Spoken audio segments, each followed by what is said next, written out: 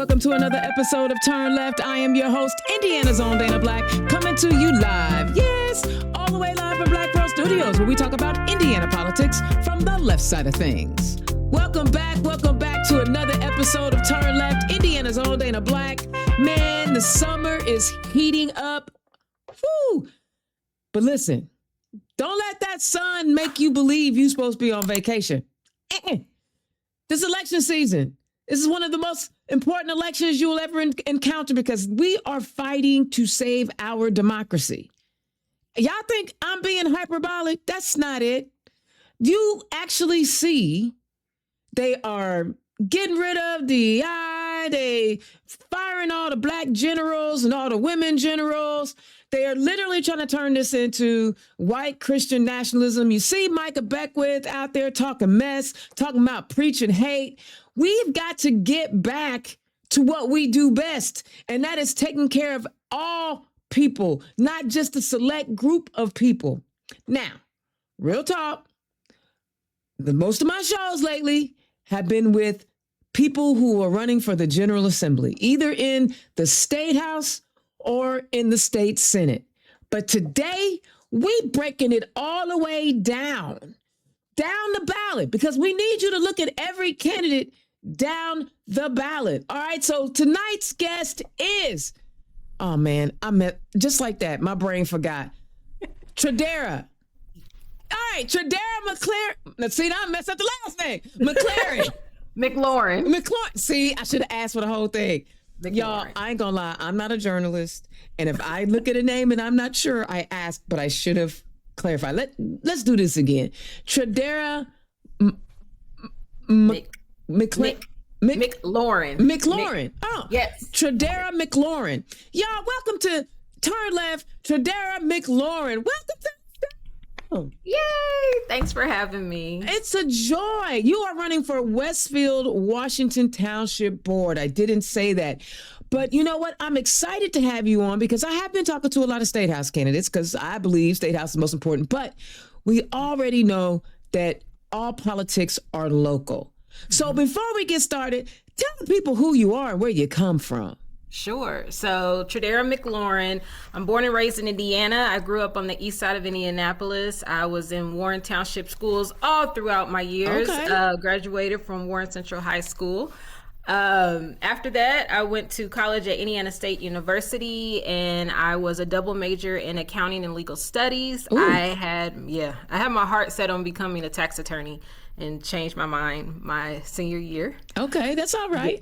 Yeah, went ahead and got my master's in student affairs and higher education, and I've been working in higher ed pretty much since 2010. I have a certificate in women's entrepreneurship from Cornell, a certification in Bridges Out of Poverty, and then a certified diversity professional. That's a lot of stuff. It is. That's just the ones I know. And I was going to say, I'm a predictive index facilitator. So I really have a love for learning and serving. So with serving, I actually am a member of Delta Sigma Theta Sorority Incorporated. I've been in the sorority for 20 years now. Okay. And so my love of service is there. I serve in kids ministry as well. I've been doing that for almost 4 years. Okay. I am a children's book author. I've written 4 children's books so far and have published them. I own a STEAM enrichment franchise here in Indiana where we go into classrooms and we teach students about science, technology, engineering, art, and math without utilizing devices. So taking kids back to their roots when it comes to problem solving.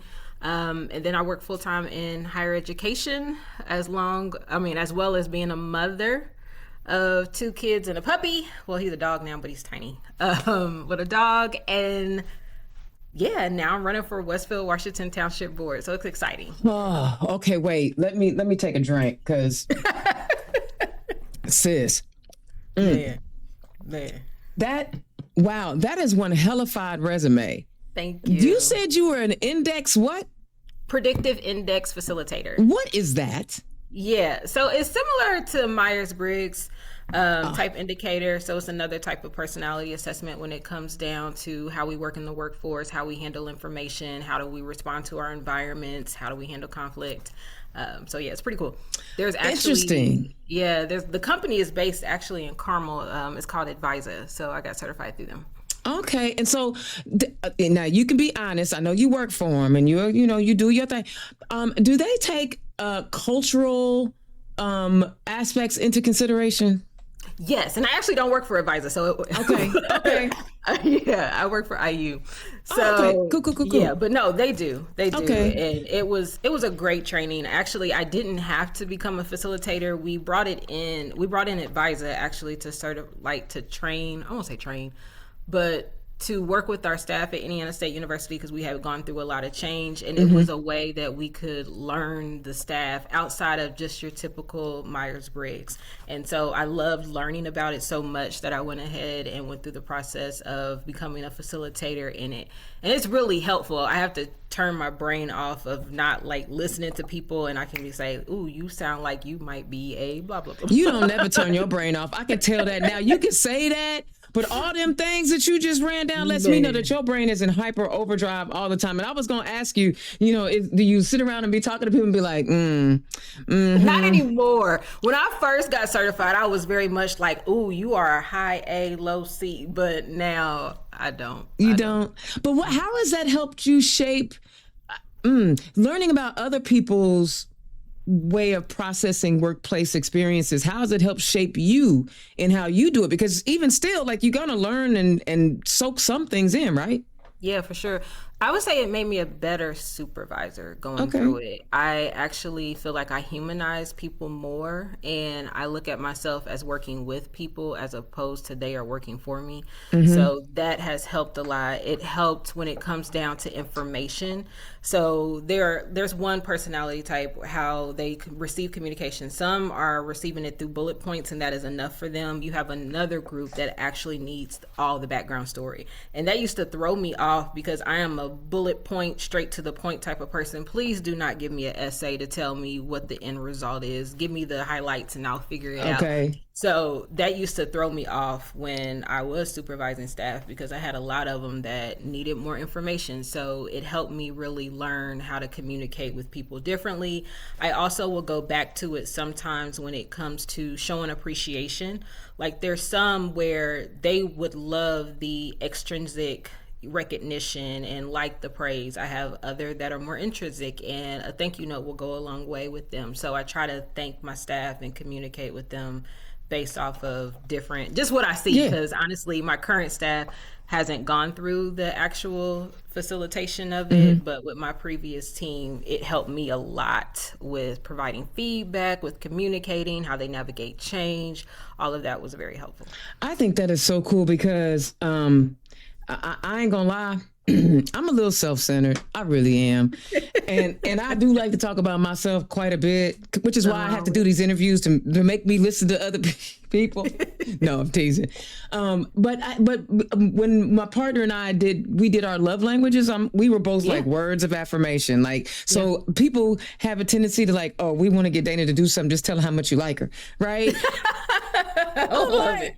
And it works, but it works. It really does work. Yes. So when you think about, okay, so you grew up in Warren Township. What year you come out, if you don't mind me asking? Sure, 2004. Okay, so you came out long before my nephew did. Because I have two nephews that both graduated from Warren Central. But the far east side of Indianapolis sometimes it's a real bad rap, right? Yeah. Talk about your experiences and how it kind of shaped how you see the world growing up on the east side of Indianapolis.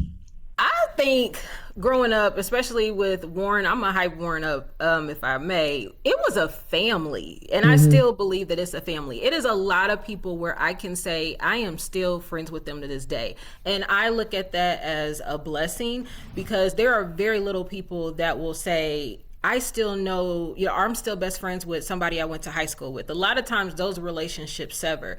I have, I think it's like 7 of us, girlfriends that I have went to school with all the way down to 5th grade in Warren Township. And when I say I'm still friends with them, as in I talk to them today, I talk to them today.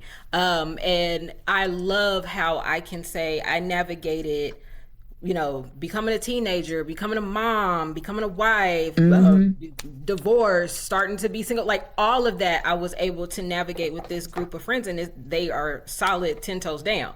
And I would say the same thing even with the ones that I don't talk to on the daily. Like our class reunions felt like the family was getting together again. So the support is real. I've had friends actually in my group that has passed away through cancer and car accidents, and the people that I went to high school showed up to those services, and the support was real. So that is what I would say my experience was growing up on the Far East Side, is that when you have the solid ones, they solid. Yeah. And they stay that way for a long time. So like I said, I graduated in 2004, and it's crazy to believe that's 22 years ago, but it's a lot of them where I know I can still call and say some things. I have some support my campaign when I was running, so them being solid. I love that. The real ones always show up. For real. The real ones always show. So it had to be, I know people don't think so, but it might have been like a little bit of a culture shock for you to go from East Side Indianapolis to Hamilton County. Talk about that. Well, so I went to Terre Haute first. I had lived, with me being in Indiana State. After I graduated, I actually stayed there. Well, I stayed there, and I actually lived in a smaller town in Lawrenceville, Illinois for a year. Oof. So coming to Hamilton County wasn't really a culture shock outside of living in Vigo County for 18 to 20 years. When I got here, it was like, okay. A suburb. Okay. Yeah, basically. So it wasn't that big of a culture shock for me. The culture shock, I would say, was coming back home from being in Vigo County for close to 20 years. That was the bigger of the shock, because I realized even though I was I'm from Indianapolis and from the East Side, when I came back here, I didn't know places. I had my GPS on. There were no roundabouts when I was here. And to be honest, like when I first moved back and moved to Westfield, I didn't know Westfield existed. Growing up, I thought the city stopped at Carmel. Okay.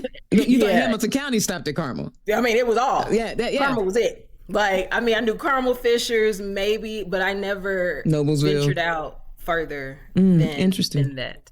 So when I came back and was seeing it, it was different. I got involved in a program that Westfield Washington schools have, and it's called the Shamrock Academy. And that was something that I wanted to make sure I learned my kids' school system, because in Terre Haute, I was fortunate enough where like my kids' principal lived in my neighborhood. Okay.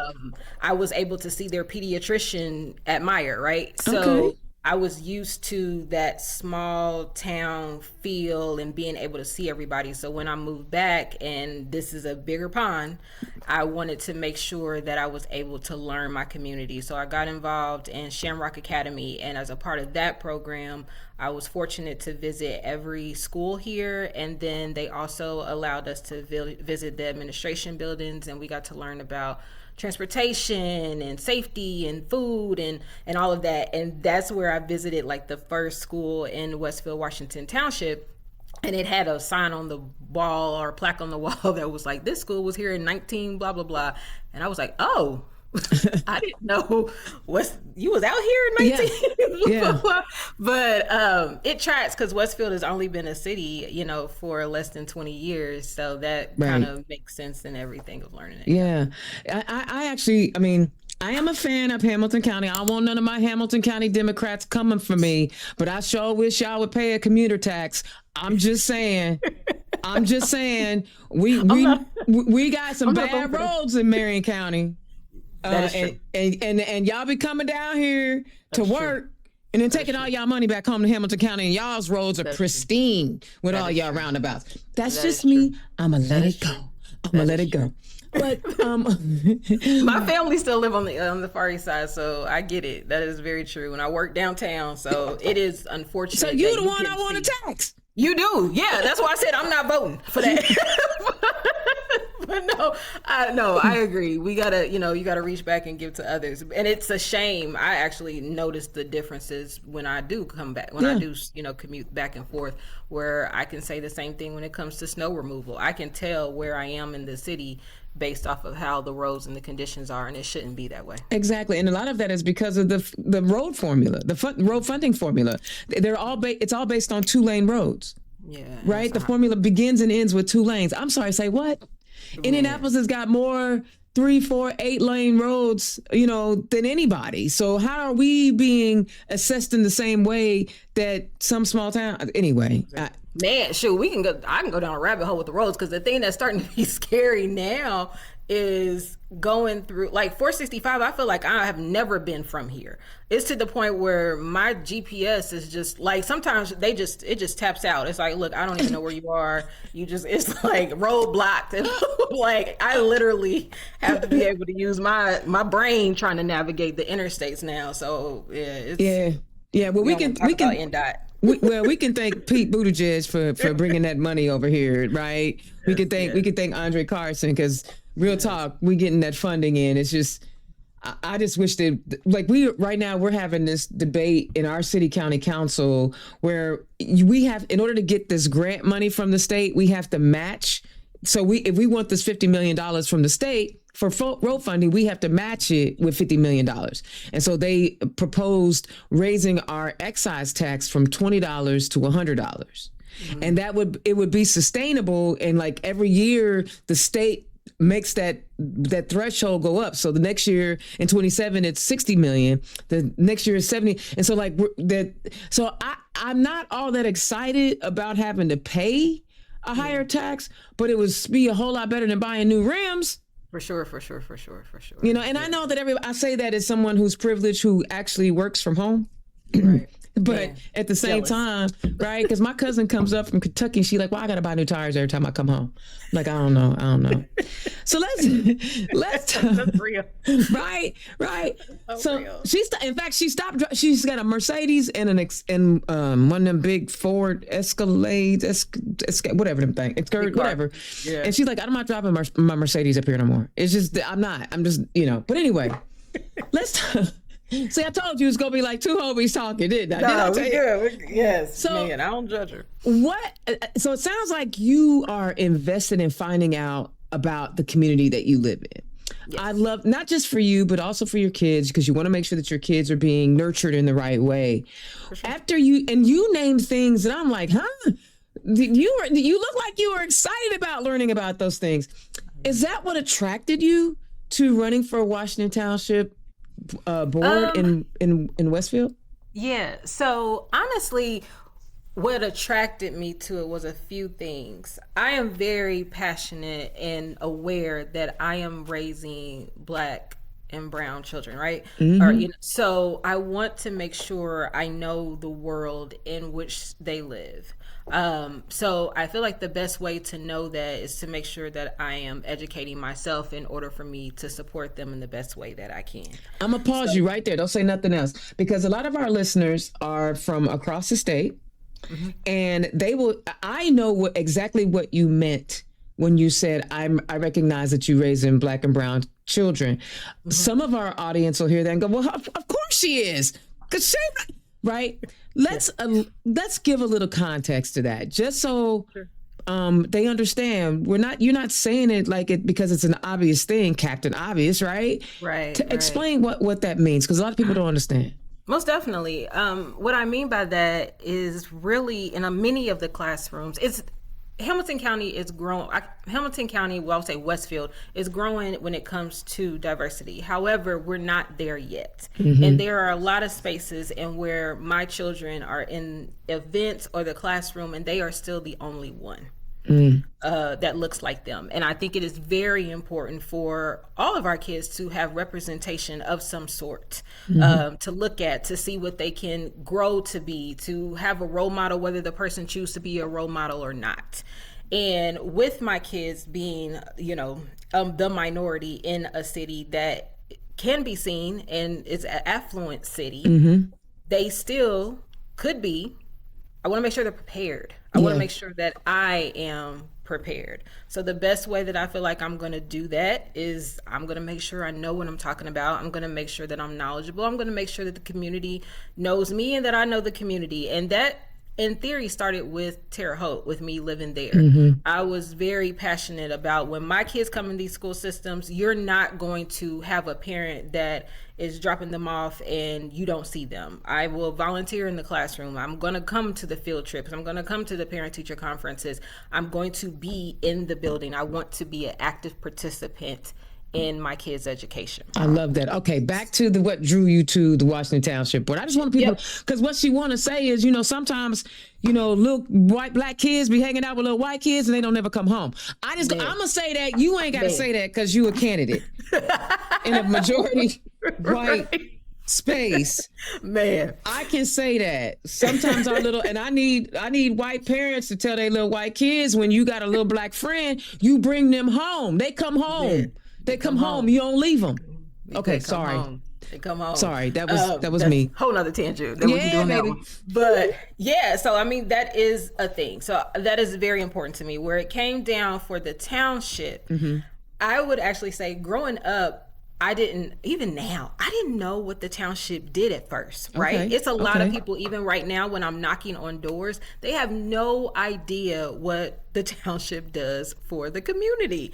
And I felt as if this was a great way for me to increase representation at the table, where a lot of times when somebody relies on the township, they are at a time where their life has been shaken. And what I mean by that is the township will often provide assistance when it comes down to rent, burials, utilities. That is at somebody's point in their life where they are having to lean on another for help. When they are leaning on someone for the help, I would like for there to be someone at the table where they can say, oh my goodness, the representation is there. They might be looking at it from a different perspective and a different lens. I grew up with a single mother who has had to have assistance when I was growing up, and has was denied by her own township when I was growing up and was little. So I don't know if that would have been different if there was more representation at the board. I don't know. So that kind of drew me to it as well. And as I mentioned, I like helping people. I feel as if I am a servant leader, and I'm willing to be of service and step into this role to help our community when it comes down to increasing representation at our tables. I love it. And so tell us what the township does, because like you said, a lot of people don't know. A lot of people do not know, sadly. Yeah, so the Westfield, our township boards, and I would say this can be really information for a lot of different townships. With that, they will actually provide assistance, as that was something that I mentioned. So like I said, rents, burials, local services of that. They will also support our parks. So there's park support, there's also cemetery support, and then there's fire EMS too. So Westfield is growing. We are a growing city, and with us being a growing city, we do need to make sure that we can support that in many different areas, such as EMS and fire. So as we continue to grow, we need to make sure that all of our, territories or land is covered. So then that way we can support our community. So that's there. And then community. So they do a lot of events right now at the township for our kids as well. And not just our kids, but our community too. So, yeah. I love it. And you realize, do you know that like there are counties right now, whole counties that don't have proper EMS and proper emergency services. And it's scary to me how we continue to cut funding at the state level that pay for these services. I just don't understand it. One of the things that I'm noticing right away in this conversation is that you're an amazing communicator. Like, I'm listening to the way that you're sharing stories and explaining things to us. How would that help you on this board? I believe how that will help me is I've learned how to listen. I've also learned how to sit back. Like, leadership can come from many different seats and many different roles in which we stay. So with that, a lot of times we speak to solve problems very quickly and we're not listening to what's going on. So with that one, I feel as if that will be able to help me with being able to sit. Being an entrepreneur, I've been told no a lot. So I do not get a quick yes a lot of times. So being able to bounce back from a no, I think will be helpful for our community. And as I said, being compassionate, hearing what that's like if somebody else has been told no, especially if they're coming from assistance, I think that will help me. I will also think communicating with, like, being an author, that has helped me find my voice in a lot of ways. I have to learn how to communicate to children and speak in a children's voice. With me working in higher education, I have to be able to speak with faculty. I have to be able to speak with staff. I have to be able to speak with college students. And then I also do speak professionally, so I travel and do that as well. So I'm constantly navigating. Yeah, I do. When do you sleep, girl? At night. and her timing is on point. Right. Her comedic timing is on point. Yeah. So I think that has all helped me, and I'm constantly learning my own tricks of the trade. So first, I would say there's one thing that I learned. I am talking with my hands, so I don't know if people are noticing that I talk with my hands. I've learned how to notice when I'm starting to get passionate. When I get passionate, I do struggle sometimes with communication.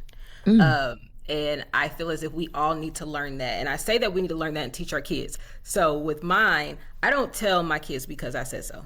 Growing up, I was definitely in a because I said so household.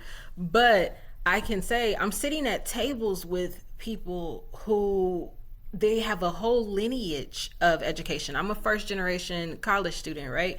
So I'm at these tables and I need to be able to feel comfortable in my speaking and comfortable with communicating. And a lot of times that imposter syndrome was real, and I did not know how to communicate at those tables passionately and still get my point across. Because a lot of times when we talk, and if you see my head move or you see all that, it was angry Black woman. I don't know how long and how many times growing up, working and as a professional in the industry, I was told, oh, you was coming off as angry. No, boo, I was passionate. But y'all can cuss in a meeting, right? And that was never seen as you're an angry white man. It was just passion. But Tradara won't say anything, won't say one cuss word at all. But because I got a little bit of movement and swag with it, I'm angry. I'm not angry. I'm passionate. So, oh, girl, Tradara, you and I are cut from the same cloth. Listen, we were born with rhythm,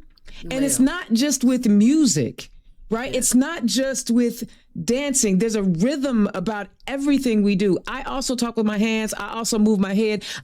My facial expressions don't even belong in a boardroom, right? I ain't even got to open my mouth. And it tell a whole story.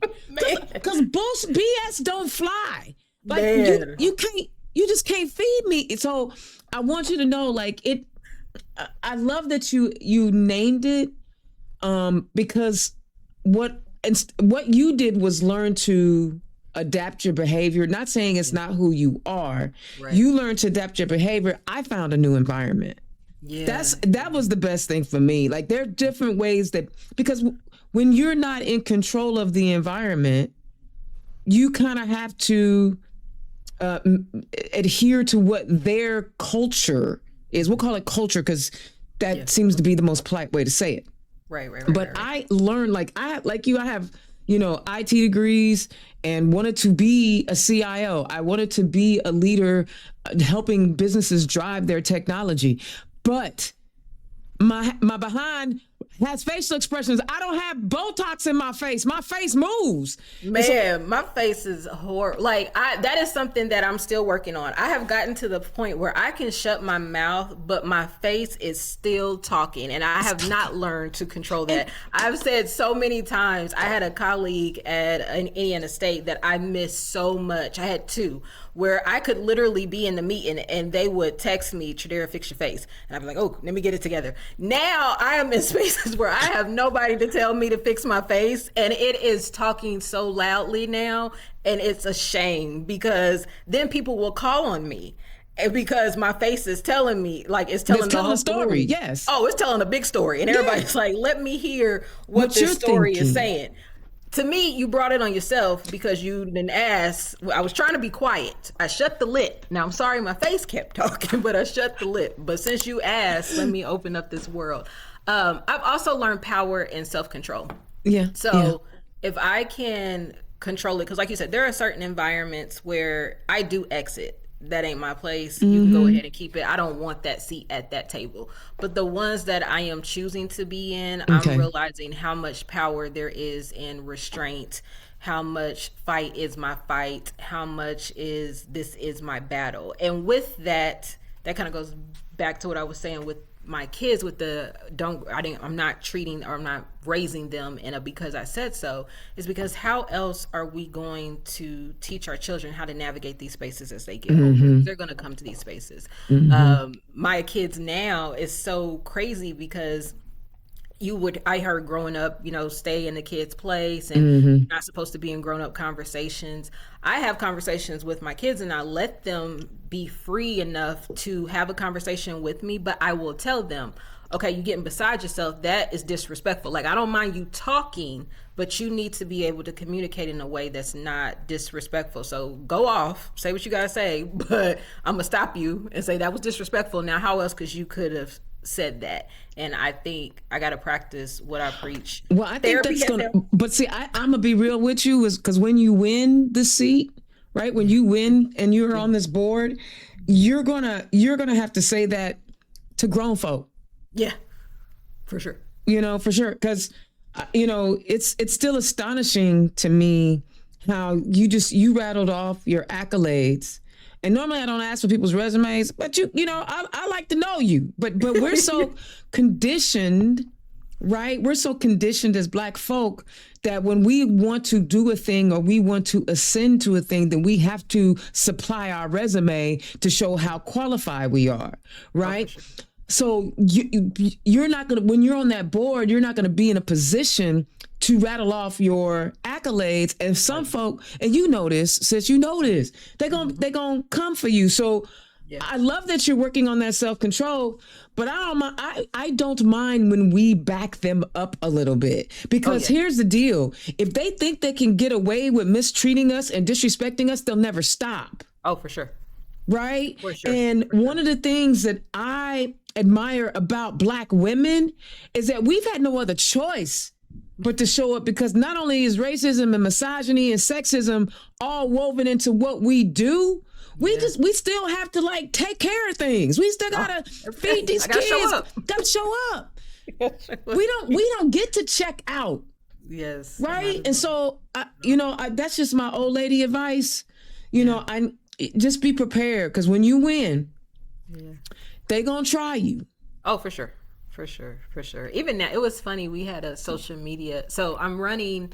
There's never been a Democrat on the board for Westfield Washington Township either. Okay. So I have some peers of mine, Michael Caldwell, Benny Britt, and then Jeff Bledsoe, who are running with me, and we're going as a slate. Love that. Going through this journey together. And what I love about this is that they are diverse as well as in their own right, bringing different perspectives to the table as well. But what I would say is we have this joint website and we have a joint Facebook page. And one of our posts of us canvassing, whenever we do a video post, we get people who comment on that, and we were trying to figure out how to respond, because we don't want to delete the comments, but we do want to respond. So one comment I wrote back to tell somebody, well, thank you for your view, because they were like, oh, Democrats will never win or blah blah blah, and I'm like, thank you for commenting. You just increased our views and helped more people see our platform. Right. You improved our algorithm. What are you doing? Thank you for letting the algorithm help everybody else see us. So learning how to get around and navigate that has definitely been a skill. But I would say backspace was the first skill I learned when I ran for office. Backspace, because they be coming for you. Because you type it out. Oh no, Dana, you can't say that. You can't say that. You can't say that. I learned that at work, because the work environment taught me that as well. I had advice from a colleague that told me, Tradara, go ahead and write out what you need to say and then let it sit there. And then the next day day, if you go back and you still feel the same exact way, then go ahead and send it. So I try not to respond when I am angry or when I'm emotional. I'll go ahead and let that sit and chill. And then I'll say, okay, I feel like I'm gonna go ahead and say this. I love it. So, that's interesting that you said that you guys are working as a slate, and I'm gonna make sure that I tag your partners in this. But what are some of the things that you're seeing on the township board that you guys feel like you want to address? Well, the first thing is transparency, because like I said, a lot of people don't know what's going on. They don't know what the board does.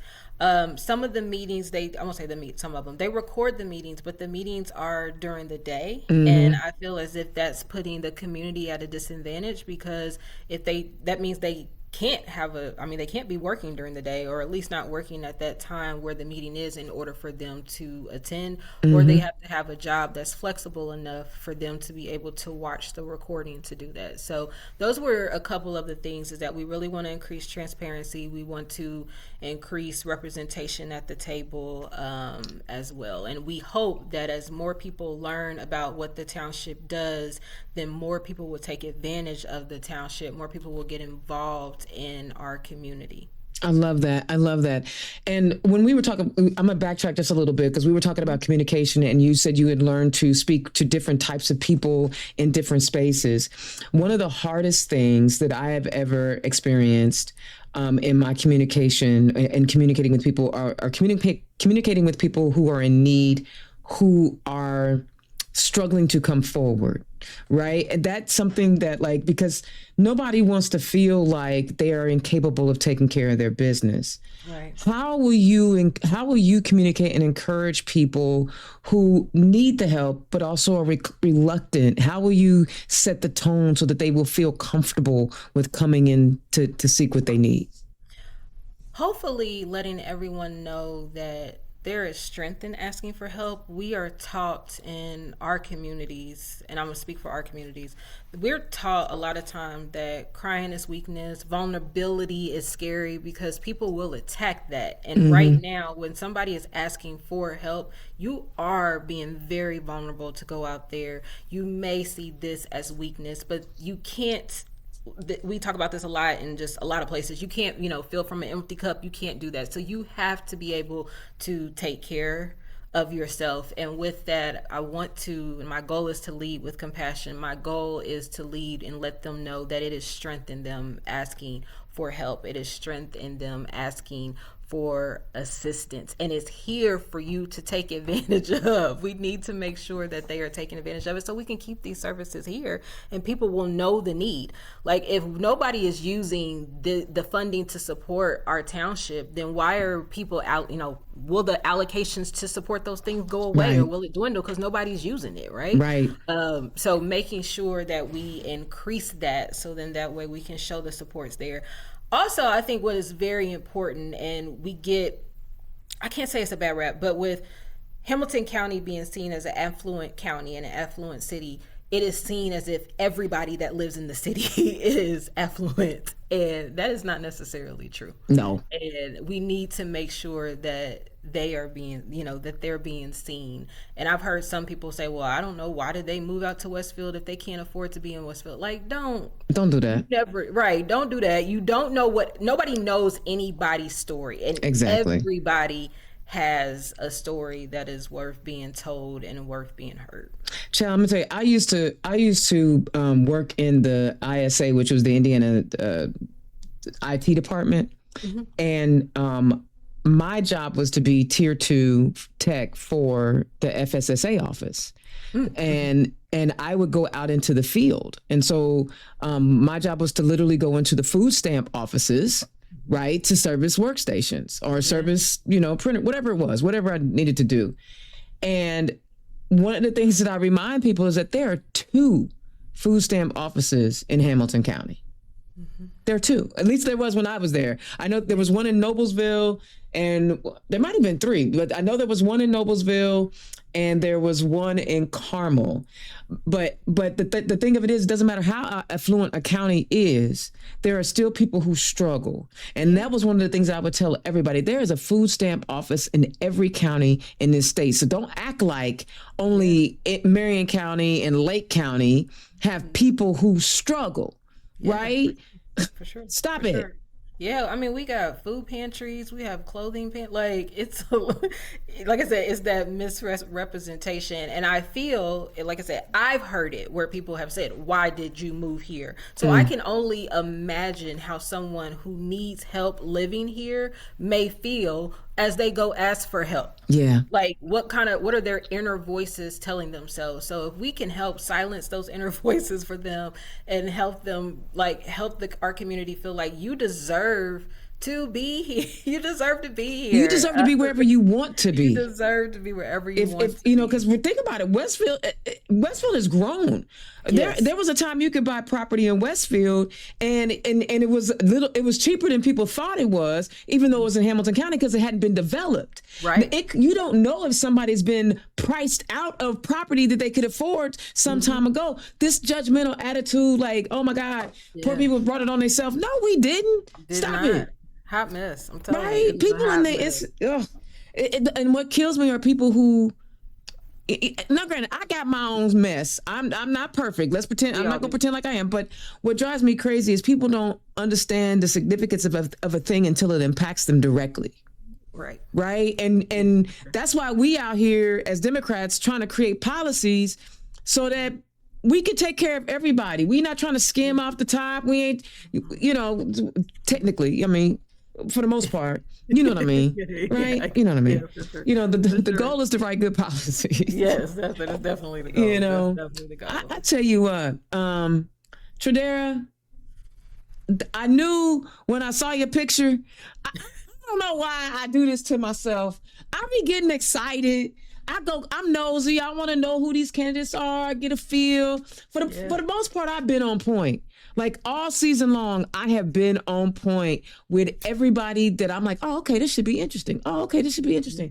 I got excited when I saw you because I saw someone who was stepping up to run for a hyper local office. And this is what the bench looks like, people. We're talking about Westfield Washington Township Board. We need to elect Democrats there. Thank you so much for putting your name on the ballot in Westfield, giving a different vision, giving somebody else this. You never know who's watching. There's a little kid right now at a door you knocked, and they're like, "Mommy, look." Right. You know what I'm saying? So tell the people where they can find you.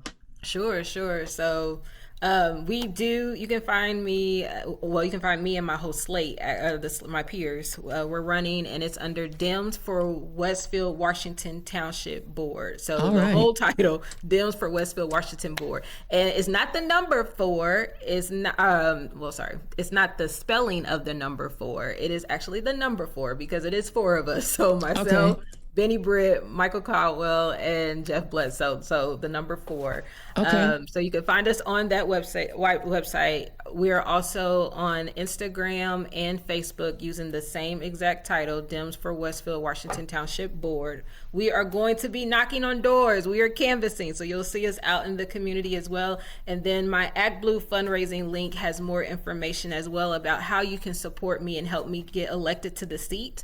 Not only when I win for this position, not only will I be the first Democrat that is on the Westfield Washington Township Board, I will also be the first person of color on the Westfield Washington Board. So that is, so right. I'll also be the first one. That was wrong. But I'll be the first for that too. So it's very exciting. It is exciting. I want to thank you so much for taking time out of your obviously busy schedule, right? You got kids, you messing with them at the school every day, making sure their teachers are showing up right. You going to all the board meetings, you're running for office, you coaching people on their personalities. You are doing everything, but you are who we need I need you to hear me. I've been out here doing this for a minute. I've talked to a lot of candidates, and I talk to a lot of candidates every day because of the work that I do, the work that I'm fortunate enough to do. And you are the kind of candidate we need because you are well-rounded, you are well-versed, and you are a consistent and constant learner. Yeah. Right? That's one thing that I took away from this conversation was how much you seek more knowledge. So I applaud you. I wish you the very best of luck. And I am excited to see you on the ballot. Thank you so much. Thank you for inviting me. My pleasure. My pleasure. Y'all, now I'm going to go ahead and make that hard pitch. She was sweet. She was nice. But go on, click that donate link right now and become a recurring donor or give her $250 right now. That's fine. If you got $250, give it to her because this is why we raise money. I know y'all be like, why are they always asking for money? Because we are not running presidential campaigns where we have a whole bunch of consultants who hire a bunch of people to go knock on doors and set up communications. For the most part, when somebody's running for a hyper-local office like Westfield Washington Township Board, they are doing everything themselves. And so it takes money to reach the voters. So in order for them to send text messages, it costs money. In order for them to have walklet, it costs money. In order for them to buy water for their volunteers who are knocking doors for them in this heat, it takes money. So please, time, talent, or treasure, find a way to help candidates like Tradara, because I'm never going to pronounce her name, and I suck at that. And I did right. Okay. So make sure you guys click on her donate link and find the whole crew. I'll make sure I put the link up for the whole crew and help the whole crew. I love it when people run as a slate. That is the most important thing because we have to work together. We have to work together. There's no way we can accomplish what we need to accomplish if we are fighting amongst ourselves, not over policy. No, not over policy that's going to impact Indiana. No, we're arguing over actually which road to get there. I don't care. If you want to take 31 up to South Bend, that's fine. If you want to take 65 and cut over on 94, that's your business. It's your business. But we all trying to get to South Bend, right? So guys, let's get together. Let's start working together. Let's help. This is a whole slate. I'm going to make sure that I put the whole slate up, and I'm going to try to get the whole slate on the show. That way you guys can hear about them, all right? All right, so thank you so much for tuning in. Indiana's own Dana Black. Oh my God, turn left. We are bringing you the candidates. Yes, I'm hitting them hot and heavy. I'm dropping shows almost daily because that's how committed I am to bringing you the candidates that are on your ballot, y'all. Indiana's own Dana Black, turn left. I will holler at y'all next time. Peace. Turn Left is the property of Black Pearl IT Solutions, executive producer, Indiana's own Dana Black. Music by Dorianin 22 from Pixabay.